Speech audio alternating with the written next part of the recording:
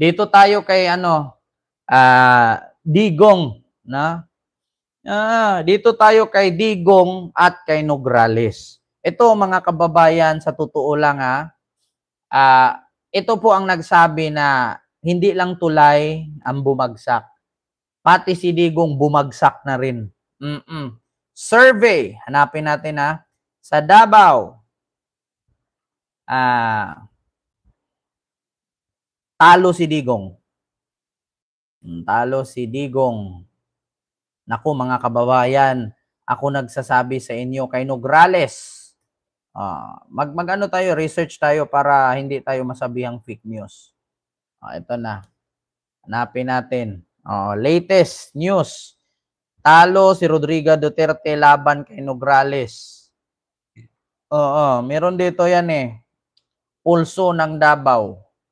Ito. Pulso ng Davao. Ito na. Pulso ng Davao. News. Digong malapit nang matalo sa Davao, daming umiyak. Ito na Saan ba yun? Latest survey, talo na si Duterte sa Davao. Naku po pa. Ay, Diyos ko pamangkin. Finish na, kawawa naman. Ito na. Pakita ko sa inyo nang hindi ito fake news, hindi tayo nagsisinungaling mga kababayan. Ayan. Mayoral T reference, ano ba to? Mayoralty preference Pulso ng Bayan 2025 election of City of Davao, Davao del Sur Region 11. So, Nograles, Carlo, Independent 43%, Duterte Rudy, HTL 38%, Cubos Bishop 15%, Tan Joselito 2% at kay Julaini Jonathan 2%. Ayan po, klarong-klaro mga kababayan. Luzon, Visayas, and Republic of Mindanao. Province of China ni Digong, ang Davao City. 43% versus 38%. Bagsak po ang survey ng Lolo Pentanel ninyo. Putang inang yan. 30 years akong namuno sa lugar na yan. Tapos tatalunin lang ako ng isang bata. Ito klaruhin ko lang sa inyo mga kababayan. Yung posisyon ng mga Duterte sa Davao, hiram lang nila yan. Fake news daw ang pinakita ko, tanga. Kung fake news to, andito yung Pulso ng Bayan, survey. Social Pulse Philippines. Hindi ito fake news. Hindi ito fake news. I-search ninyo. Pulso ng Bayan. Davao City Survey. Nograles nangunguna. I-search ninyo.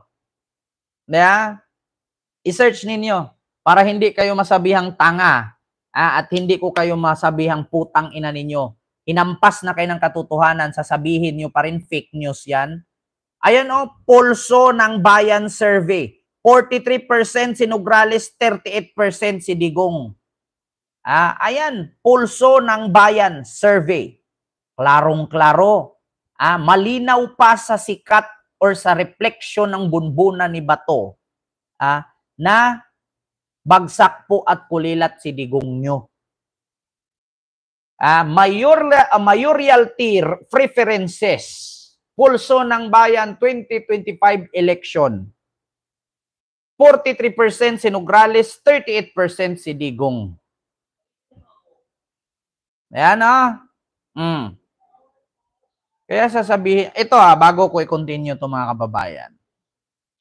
Yang panunungkulan ng mga Duterte dyan sa Davao, hiram lang nila yan. Ang katotohanan po talaga, ang mga Duterte ay taga parting Visayas po yan. Correct me if I'm wrong, taga Leyte po yan sila, taga Palulite. Palulite ba? Or basta correct me if I'm wrong. Taga Leyte po yan sila. Hindi po talaga sila taga Davao. Ang mga nangunguna po talaga dyan sa Davao, bago pumasok ang mga Duterte, Loyola, Garcia, Nograles. Yang tatlong angkan dyan sa Davao. Loyola, kalaban ng tatay ni Digong.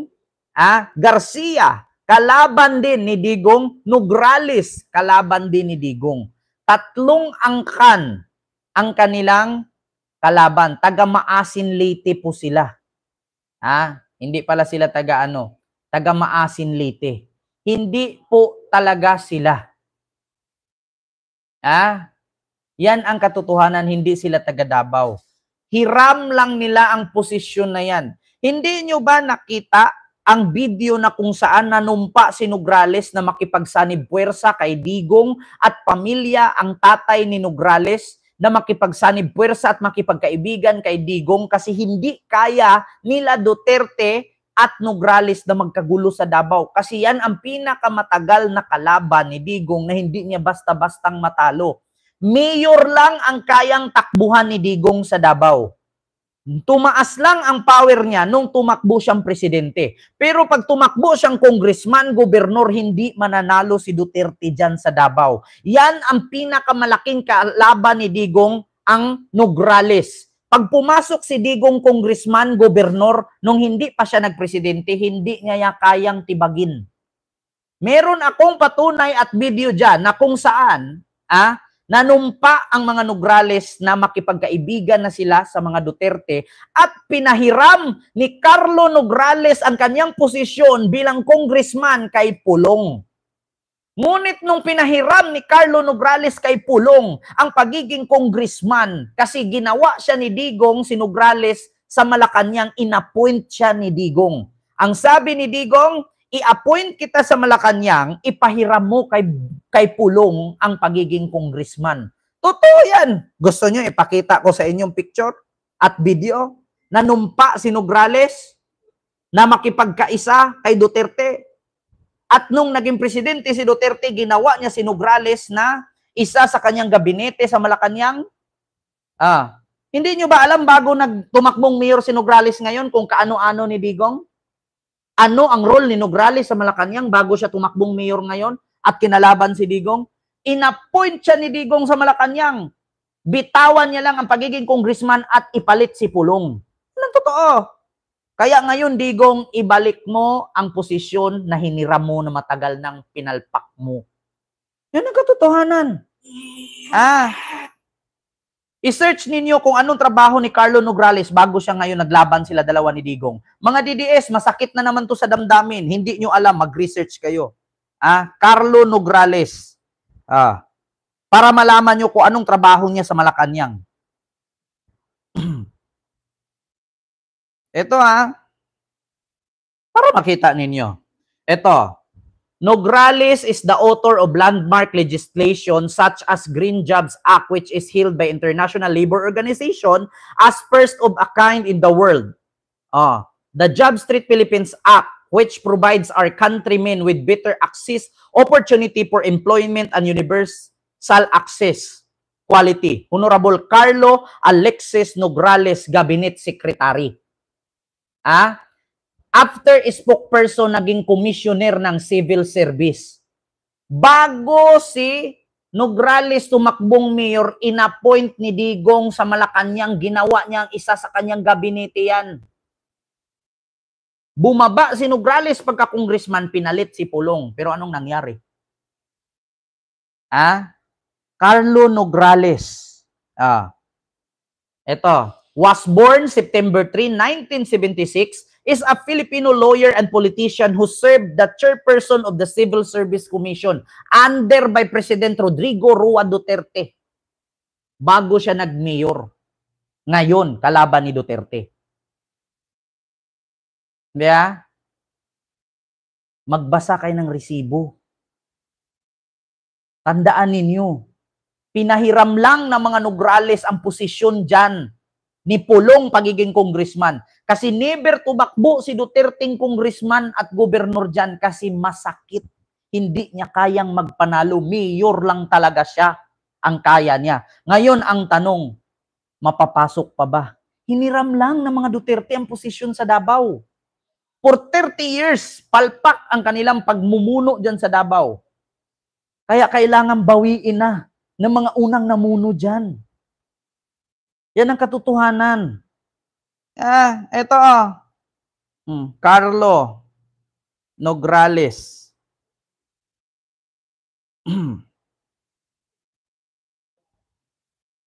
Naku, pag ipakita ko sa inyo tong video na to, baka magulat kayo. Ito ang pagbabakuma. Alright, today it was a bittersweet moment for me. To my Civil Service Commission family, allow me to let my heart out for once. Di ba? And express my deepest gratitude and appreciation to everyone as I leave the CSC to embark on another chapter, another journey as a public servant. 2 years may be a short time to achieve all the goals that we have set when we started. But 2 years is long enough to know that each and every one of you from all our offices throughout the country has been. Diba? Dati siyang inappoint ni Digong sa civil service.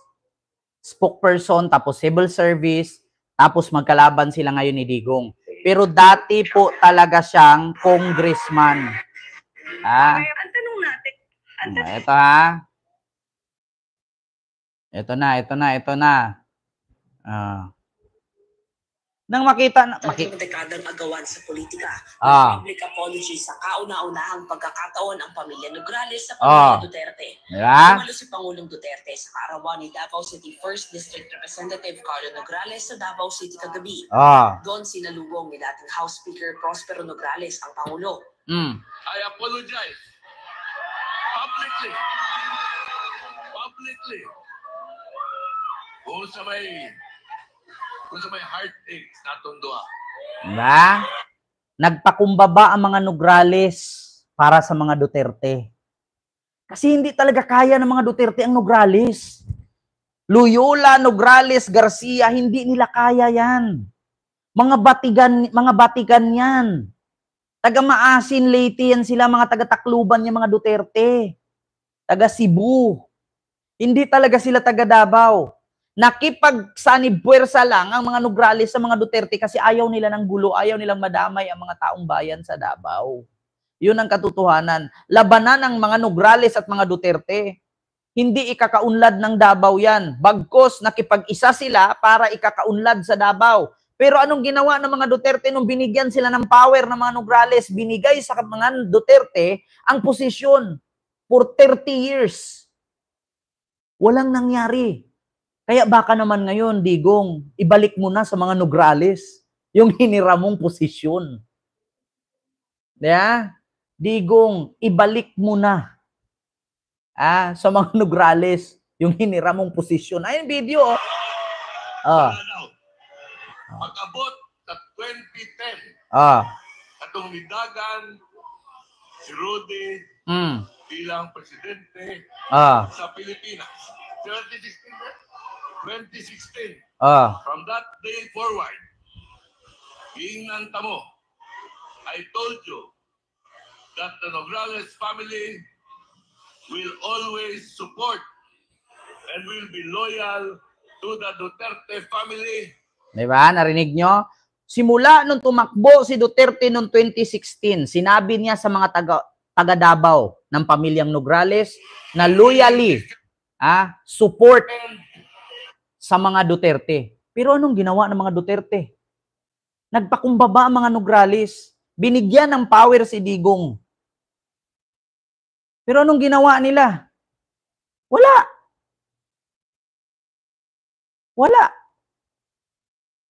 Kaya, so, panahon na naman po siguro na humiwalay ang mga Nograles sa pamumuno ni Digong. Hindi na kasi maganda.